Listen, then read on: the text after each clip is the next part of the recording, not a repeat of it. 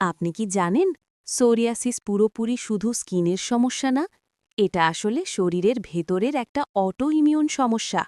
এই রোগে ত্বক লাল হয়ে যায়, চুলকায় আর খোসা ওঠে, যা অনেক সময় খুবই অস্বস্তিকর। তাহলে প্রশ্ন হলো, এর থেকে মুক্তি পেতে কি করবেন? প্রথমত, নিজের স্কিন সব সময় ময়েশ্চারাইজড রাখুন, কারণ শুকনো ত্বক এই সমস্যাকে বাড়িয়ে দেয়। দ্বিতীয়ত, স্ট্রেস কমান, কারণ মানসিক চাপ সোরিয়াসিসকে আরও ট্রিগার করে।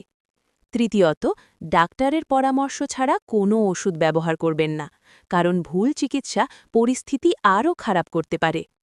চতুর্থত, স্বাস্থ্যকর খাবার খান, বিশেষ করে ফল, শাকসবজি আর ওমেগা-3 সমৃদ্ধ খাবার। আর সবচেয়ে গুরুত্বপূর্ণ, নিজেকে পরিষ্কার রাখুন এবং নিয়মিত সূর্যের আলোতে কিছু সময় কাটান। মনে রাখবেন, সোরিয়াসিস পুরোপুরি সারানো না গেলেও সঠিক যত্নে এটাকে নিয়ন্ত্রণে রাখা সম্ভব।